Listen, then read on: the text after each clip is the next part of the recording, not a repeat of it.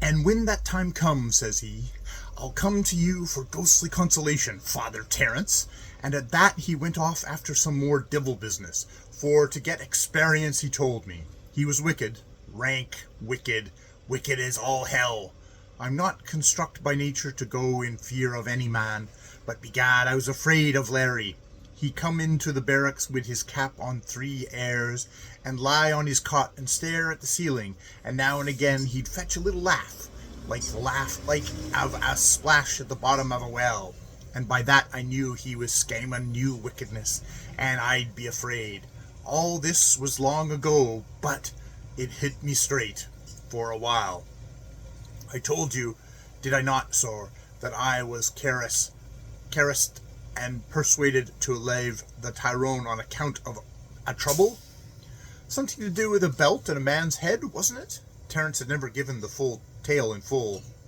It was, faith, every time I go on prisoner's guard in court, I wonder if I was not where the prisoner is. But the man I struck took it in fair fight, and he had a good sense not to die. Consider how, for what would have come to the army if he had.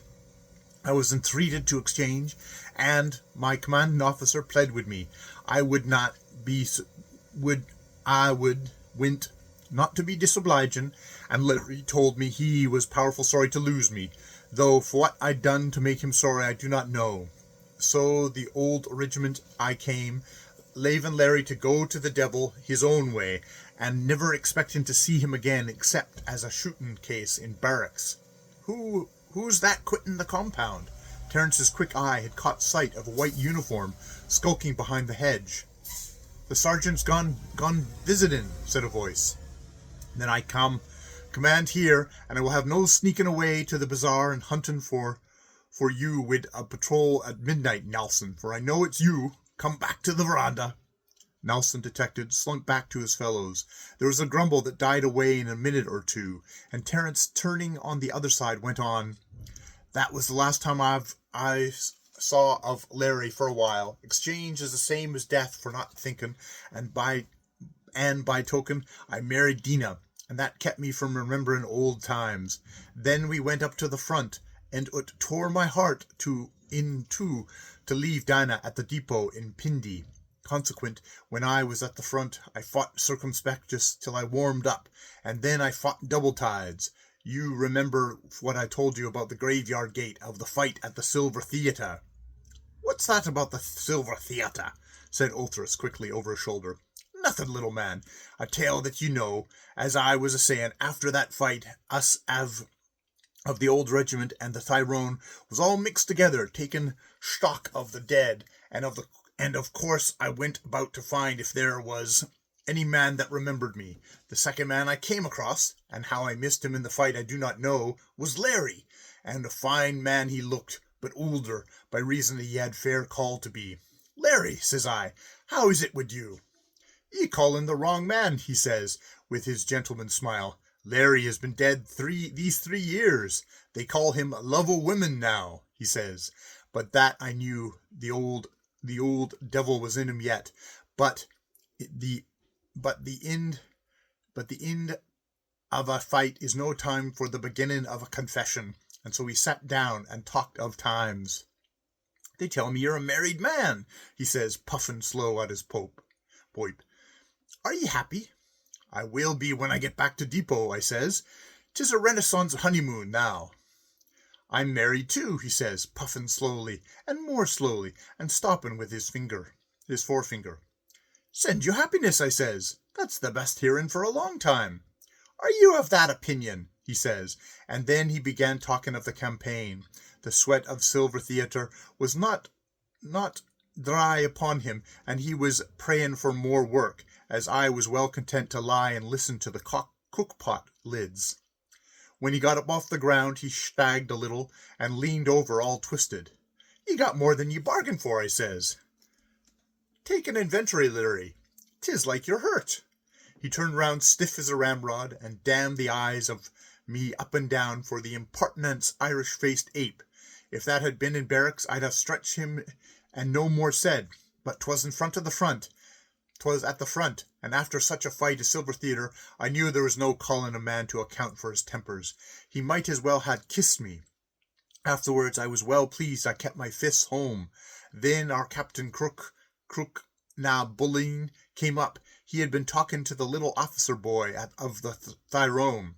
We're all cut up to the windstraws, he says, but the Tyrone are damn short for non-coms.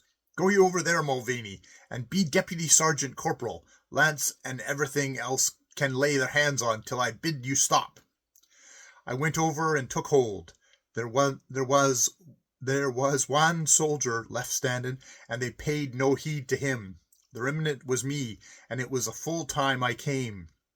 Some I talked to, and some I did not. But before the night, the boys of the Tyrone stood to attention, by gad, if I sucked on my pipe above a whisper. Between you and me and Bob's, I was commanding the company, and that was what the crook had transferred me for. And the little officer boy knew it, and I knew it, but the company did not. And there, mark you, is the virtue that no money, no drill can buy, the virtue of the old soldier that knows his officer's work and does it for him at the salute. Then the Tyrone, with the old regiment in touch, was sent marauding and prowling across the hills, promising and unsatisfactory. 'Tis my private opinion that a general does not know half his time for what to do with 3/4 of his command. So he squats on his hunkers and bids them run around of the foremost while he considers on it. When by the process of nature they get seduced into a big fight that was none of their seeking, he says, "Observe my superior genius. I meant it to come so." We ran about, and all we got was shooting into the camp at night and rushing empty cigars with long brawled and being hit from behind rocks till we were wore out, all except love of woman. That puppy dog business was mate and drink to him. Begads, he never get enough of it. Me well know that is just the desultory campaigning that kills the best man, and suspicion that if I was cut, the little officer boy would expand all his men in trying to get out, and I would lie most powerful doggo when I heard a shot, and curl my long legs behind a boulder, and run like blazes when the ground was clear. Faith, if I led a Tyrone in retreat once, I was led them 40 times. Love a woman would stay pottin' from behind a rock, and wait till the fire was heaviest, and then stand up and fire man-height clear.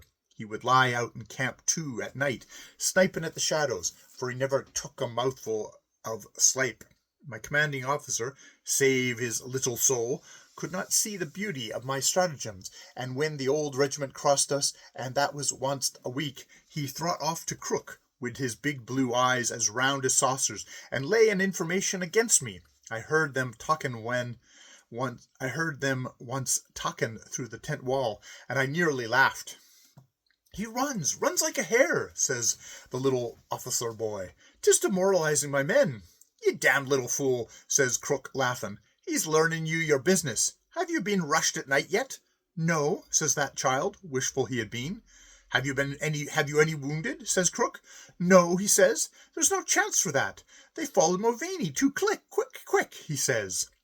"For what more do you want then?" says Crook. "Terence is bloodying you neatly and handy, he says. He knows for what you do not, and that's that there's time for everything. He'll not lead you wrong, he says, but I give you a month's pay to learn for what he thinks of you." That kept the babe quiet, but love a woman was poking at me for everything I did, and especially my manoeuvres. "Mr. Mulvaney," he said one evening, very contemptuous, "you've grown very jelly on your feet. Among gentlemen," he says, "among gentlemen, that's called no pretty name." "Among privates 'tis different," I says. "Get back to your tent. I'm sergeant here," I says. There was just enough in my voice of me to tell him he was playing with his life between his teeth.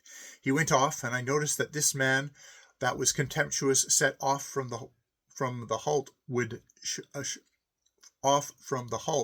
a shunt as though he was being kicked behind. That same night there was a Payanton picnic in the hills about, and firing into our tents fit to wake the living dead. "Lie down all," I says. "Lie down and keep still. There's no more than waste ammunition." I heard a man's feet on the ground, and then a teeny joinin' in the chorus. I'd been lying warm, thinking of Diana and all, but I crept out with the bugle for a look round in case there was a rush, and and the antenna was flashing at the fore end of the camp, and the hill nearby was a fair flickering with long-range fire. Under the starlight I beheld Love a Woman setting on a rock with his belt and helmet off. He shouted once or twice, and then I heard him say, "They should have gotten the range long ago. Maybe they'll fire at the flash." Then he fired again, and that drew a fresh volley, and the long slugs that they chew in their teeth came flopping among the rocks like tree toads of a hot night. "That's better," says Love a Woman. "Oh, Lord, how long, he says, and with that he lit a match and held it above his head.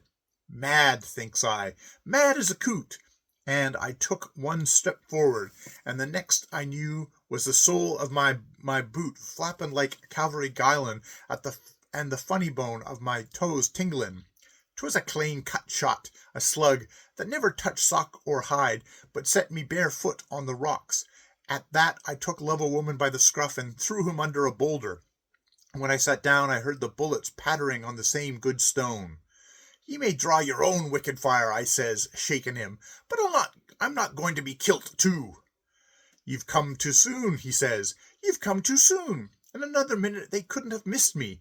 Mother of God,' he says, 'why did you not lave me be? Now 'tis all to do again,' and he hides his face in his hands. 'So that's it,' I says, shaking him again. 'That's the meaning of your disobeying orders.' 'I dare not kill myself,' he says, rocking to and fro. 'My own hands would not let me die, and there's not a bullet this month past would touch me. I'm to die slow,' he says. 'I'm to die slow, but I'm in hell now,' he says, shrieking like a woman. 'I'm in hell now.' 'God be good to us all,' I says, for I saw his face. 'Will you tell a man the trouble? If 'tis not murder, maybe you'll mend it yet.' At that he laughed. 'Do you remember what I said in the Tyrone barracks about coming to you for ghostly consolation?' 'I've not forgotten,' he says. 'That came back, and the rest of my time is now on me, Terence. I fought it off months and months, but the liquor will not bite any more, Terence,' he says. 'I can't get drunk.'